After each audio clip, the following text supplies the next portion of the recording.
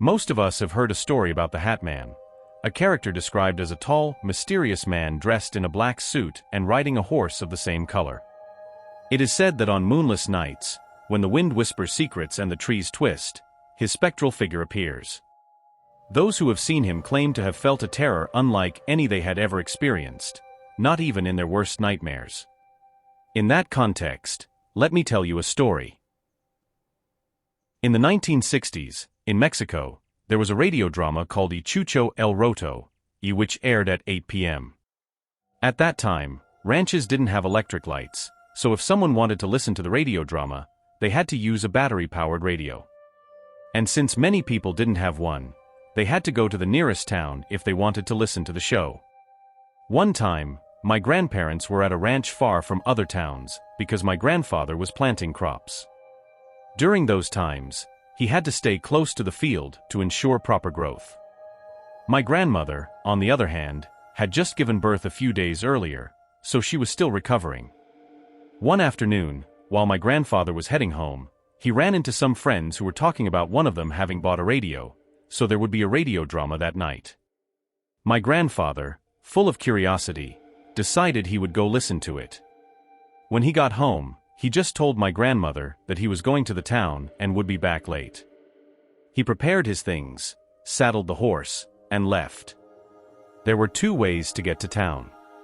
The first was through the top of the hill, crossing part of the mountain.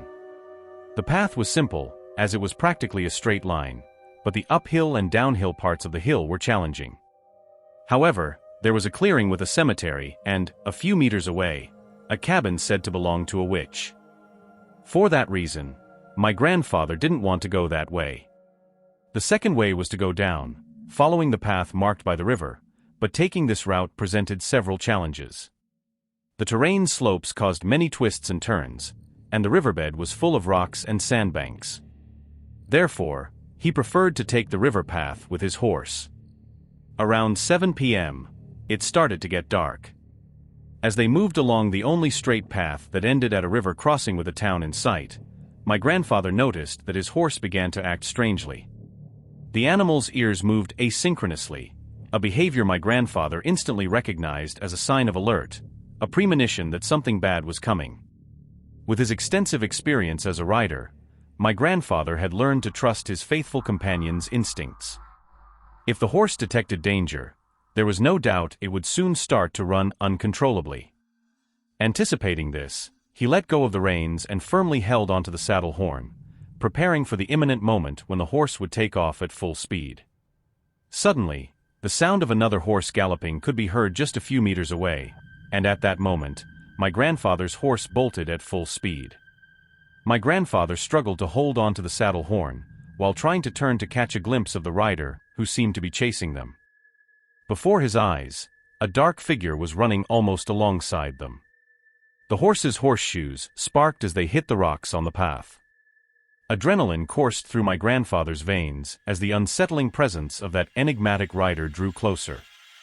Then, my grandfather looked ahead, about 20 meters away, and saw the river crossing, which was about 3 meters wide. His horse jumped over it without any problem due to the momentum it had built. When they landed on the other side, the horse stopped. There, my grandfather turned his head and clearly saw the rider who had been chasing them. A man riding a black horse, dressed in a dark and elegant suit, with his face hidden under the wide brim of his hat. The rider remained still at the riverbank, as if waiting, staring intently at my grandfather and his faithful companion. Without saying a word, the man in black turned around and left. My grandfather did the same in the opposite direction, not stopping and continuing his way until he finally reached the town, where he could listen to the radio drama, momentarily forgetting what had happened. After the radio drama ended, my grandfather stayed talking with some acquaintances about what had happened before he arrived. Most of them advised him to stay and leave early in the morning, but he refused because he had a wife who had just given birth and couldn't leave her alone all night. Saying that, he took the way back, this time through the hill route, to avoid encountering the rider who had chased him a few hours earlier. It was around 11 p.m., and the only source of light was the pale moonlight cast on the ground. The only sound was the eerie whisper of the wind among the trees surrounding the area. From the lower part of the hill, a path led into the thicket, ascending a steep slope. As they advanced, the slope became increasingly steep, leading them to skirt a dark pasture on their right, where the tall, withered grass seemed to whisper sinister secrets. About 200 meters away, there stood a large tree, its serpentine roots protruding from the ground, and its lush branches extended widely. It was full of leaves, so the weak moonlight barely filtered through the thickness, creating changing and mysterious shadows. Next to this imposing tree, a ruined cabin stood like a specter from the past. The weathered, worn boards curved and creaked. As they advanced, the horse began to repeat the asynchronous ear movements, suddenly refusing to go straight ahead.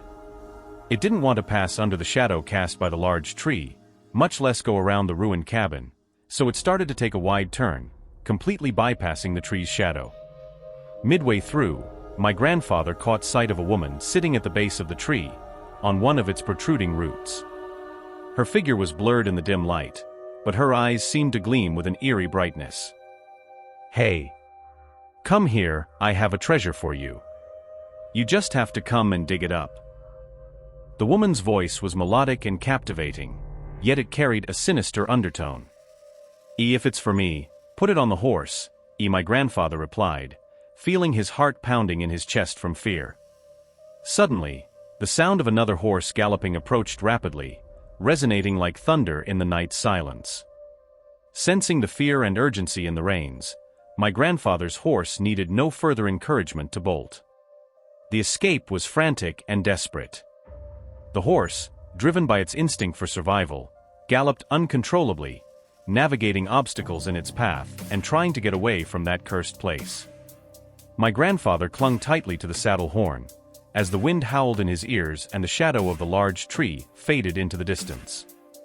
The race ended when they reached the cemetery. My grandfather's horse jumped over the small fence surrounding it, pursued by the other rider, who did not enter the graveyard. One day, I will take one of yours, just as I took those who were with your father." It was the voice of the man who had chased them twice that night, seeming to have emerged from the very depths of the abyss. His words were wrapped in a thick layer of evil and despair, with a guttural, raspy tone, as if they were filled with accumulated hatred. My grandfather paid no attention nor responded, simply leaving and continuing on his way until he reached home. If you liked the video, please leave a like and subscribe if you haven't already. Let me know your thoughts in the comments. I read them all. Without further ado, see you soon with a new story.